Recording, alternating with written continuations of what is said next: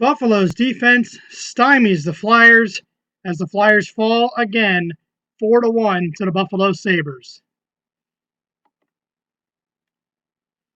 Hello, ladies and gentlemen. My name is Patrick Hood, and welcome back to the Orange and Black Attack. I have been away for a while, just been taking a break for holidays and all that stuff. But we are back. I am back. I am back now with new episodes of the Orange and Black Attack. Hopefully through now to the end of the season. I may miss a few games here and there, but with work and all that stuff, I've told you guys that before in the past. I apologize for being away. But the Flyers again fall tonight, 4-1 to the Buffalo Sabres. After that 10-game winning streak we had, folks, the Flyers just have not been playing well at all. I mean, I know they've played a lot of hockey, but now is not the time to start doing this. For all those Mason haters out there, you can't blame Steve Mason all the time. If the defense is not there, I don't care if you're Patrick Waugh. You're not stopping guys that are getting front end chances all the time. Yes, I know the goaltender needs to stand on his head and steal some games, but honestly, you know, if you let all those people in to get front shots, 9 times out of 10, it's going to go in the net. So, I mean, for all those Steve Mason haters out there, it's not his fault if the defense is letting all these chances in. And in that 10-game winning streak we had, the defense wasn't doing that. Now, all of a sudden, the defense is starting to falter more, and everybody wants to put the blame on the goaltender. It's not always Steve Mason's fault, folks. So, relax. They just need to right the ship here. They're going to have their bye week coming up. So hopefully they can get everything right back on track. We're still in the playoff mix. We've still got about 30 some odd game. If not, I don't even think we've hit the halfway point of the season yet. We've still got at least half of the season yet. We're going to be going into the All-Star break. We're going to be having our bye week coming up here soon. But everybody does not need to hit the panic button just yet. They're playing sloppy hockey right now.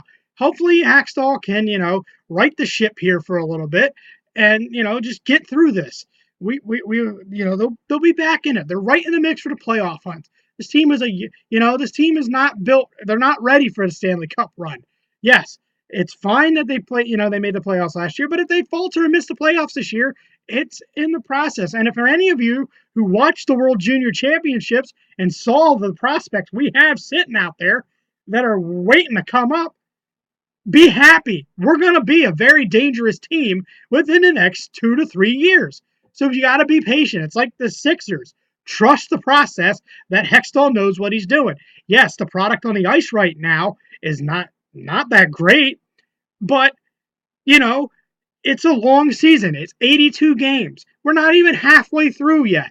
They could turn around Thursday night against Vancouver and start another winning streak. You never know. The NHL is so much parity anymore. Yeah, there are teams out there that are, that stink, but every team every night goes out and tries to play their hardest. And sometimes you wind up ending on a losing effort. But yes, it's frustrating. It's not going to be like it was back in the 70s and a little bit of the 80s. And then that dominant period that we have from the mid-90s up until, that basically that 12-year period that we had from the mid-90s to like mid-2000s. We're not going to be that dangerous, or we're in the playoffs and we're a Stanley Cup contender every year. But right now, we're not. Right now, we're a team that's trying to find itself, that's rebuilding, like a lot of the Philadelphia teams. But I don't want to get into the other teams. But right now, you just got to trust the process. We're getting there. If you watch the World Junior Championships, you'll see we're getting there. Let's get into this game now that I got that off my chest. No scoring in the first period, as both teams played pretty well in the first period. I kind of missed the first period due to the fact that I was on my way to pick my son up from his grandparents. But there was no scoring in the first period. Second period, that's when the Sabres would start the scoring, as Reinhart would score on the power play. Before that, Steve Mason made a wonderful save as a guy walked in and Steve Mason kicked this right pad out and stopped him. But Reinhart scores for the for the Sabres, and they take a 1-0 lead. Not less than 3 minutes later, the Sabres score again. As Carrier scores, he finds the puck and gets it past Steve Mason as it pops right out to the side to him, and he puts it past Steve Mason. And then about 8 seconds left in the second period, Evander Kane scores to give the Sabres a 3-0 lead going into the third period. Now thinking the last time these two teams played, hopefully, what had happened before, the Flyers were down 3-0, wound up coming back and winning the Buffalo shut down defensively, and they played a lot. They played smart hockey. They played disciplined hockey, and they didn't take penalties like they did in that other game where the Flyers came back and won the game.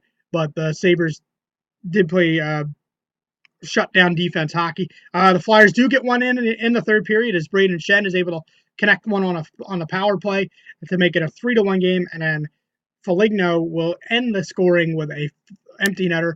The final is now final of the game at 4-1. It's the Flyers fall to the Buffalo Sabres 4-1. Your goal scorers, no scoring in the first period. Second period, all Buffalo Sabres. Reinhart, Carrier, Kane, and in the third period, Braden Shen for the Flyers and Foligno for the Sabres. Day off tomorrow. They're back at it Thursday night as the Sedin twins come to town. As Henrik Sedin and Daniel Sedin, I believe, they're still on the Canucks. They come to town as the Vancouver Canucks coming down to take on your Philadelphia Flyers. The game is at 7 o'clock Eastern Standard Time, 4 o'clock for those who live on the West Coast. I believe that game is on Comcast Sportsnet for those who live in the Philadelphia area. Just got to turn around. Look, trust the process. Just be patient with this team. They got the pieces coming. We're going to be dangerous in the next 2 to 3 years. If you watch the World Junior Championships and you saw that our prospects, you'll see we're dangerous. We're going to be dangerous in the next 2 to 3 years. This year is a throwaway year. If they win a playoff round, it'd be nice. If they make it to the playoffs, it'll be nice. But just be patient, folks. Can't always blame the goaltender when the defense lets up chances all the time. You just can't. But like I said, off tomorrow. Back at it Thursday night, 7 o'clock Eastern Standard Time, 4 o'clock for those on the West Coast on Comcast Sportsnet as the Vancouver Canucks come to town to take on your Philadelphia Flyers. And as I always end my episodes, good night and good hockey.